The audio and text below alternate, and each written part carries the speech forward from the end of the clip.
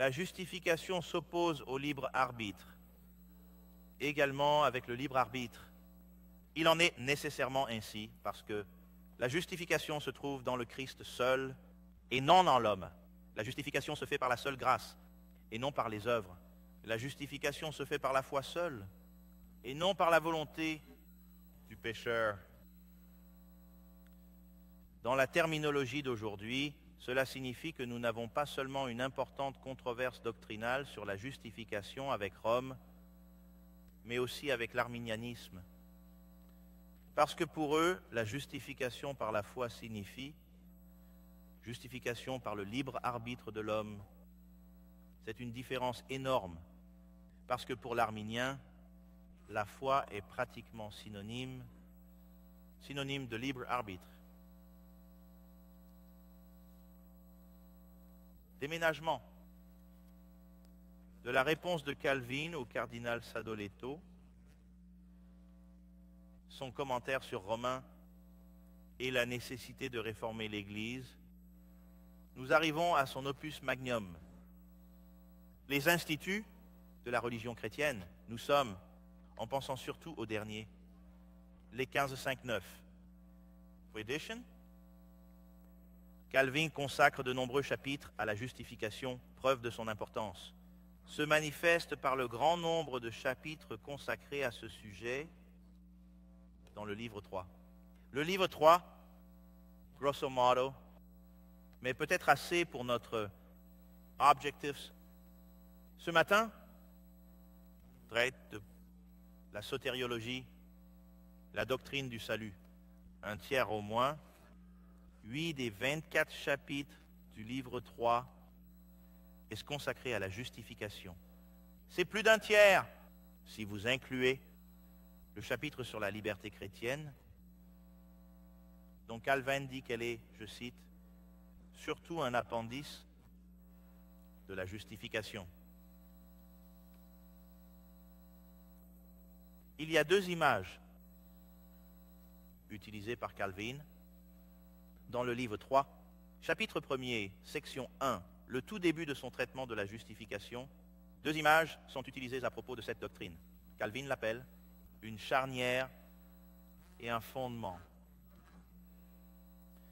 La justification est, je cite, la principale charnière sur laquelle tourne la religion ou sur laquelle la religion s'appuie ou se maintient.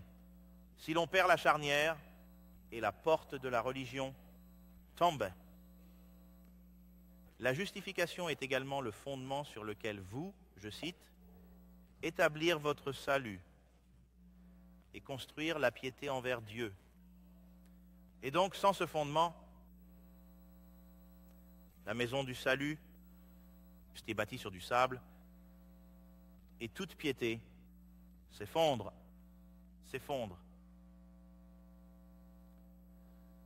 Dans la section suivante de ce chapitre, Calvin enseigne que la justification est un acte juridique, declaration, par Dieu, le juste juge, que la justification est reçue par la foi seule, sans aucune œuvre, et qu'elle consiste en 2 choses, la rémission ou le pardon des péchés, négativement, et positivement, l'imputation de la justice du Christ, son obéissance à notre compte.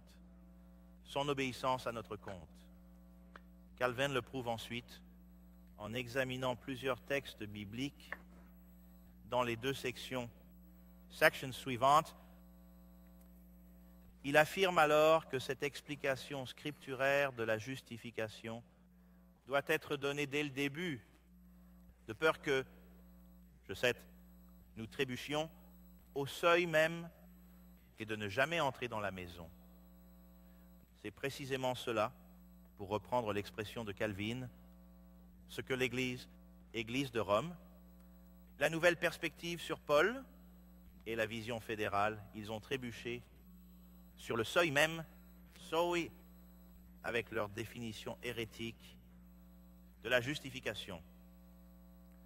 Pour reprendre les images, les 2 métaphores citées plus haut, ils ne construisent pas du tout sur les vraies fondations, car ils construisent une autre maison. De plus, leur piété, qu'ils vantent jusqu'aux nues, l'ensemble est construit sur du stable. Alors, qu'est-ce que fait Calvin?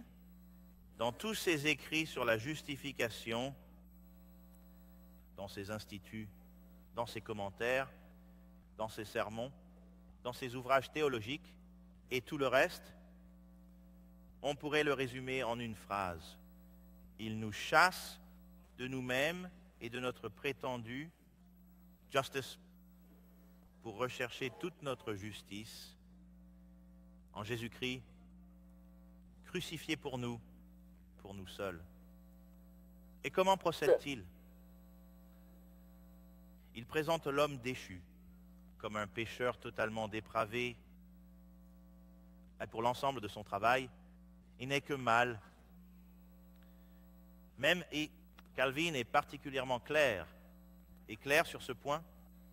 Même les actes apparemment bons des païens vertueux. Calvin explique que le motif, la fin ou le but de l'homme non régénéré n'est jamais que l'égoïsme et jamais la gloire de Dieu.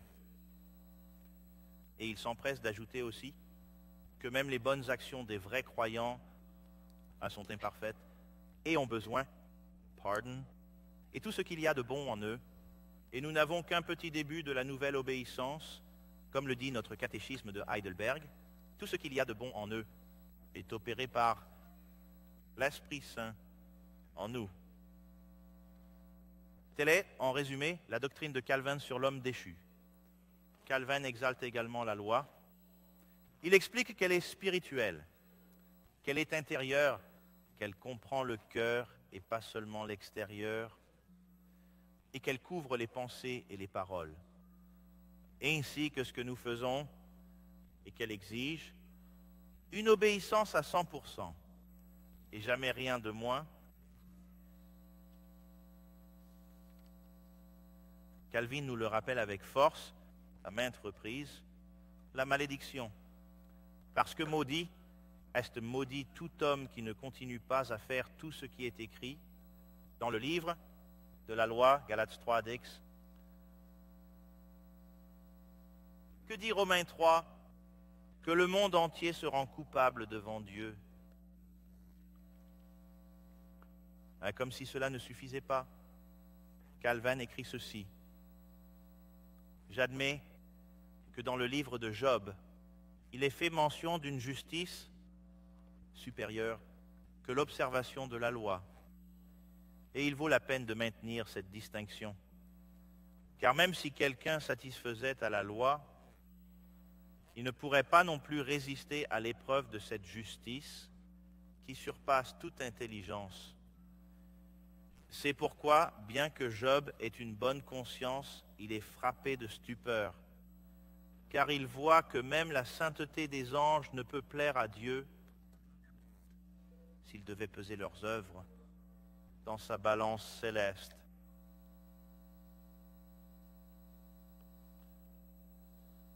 Calvin refuse aussi résolument toute place aux œuvres de la loi, ou même les soi-disant œuvres au-delà de la loi, dans la justification de l'homme.